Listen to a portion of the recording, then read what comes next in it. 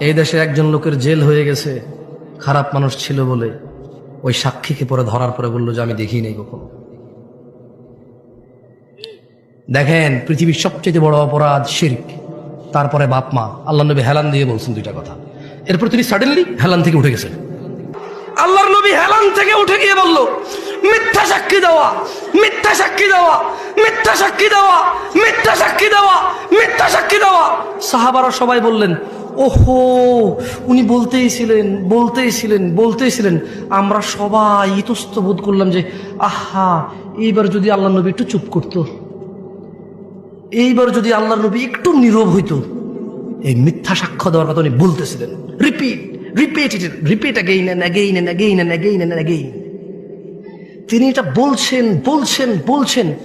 সাহাবারা ভাবতে বাধ্য হলেন, আল্লাহ নবীর কষ্ট হচ্ছে, বলতেছে যদি উনি একটু এবার বন্ধ করতে বলা। মিথ্যা সাক্ষ্য দেওয়া এত বড় অপরাধ।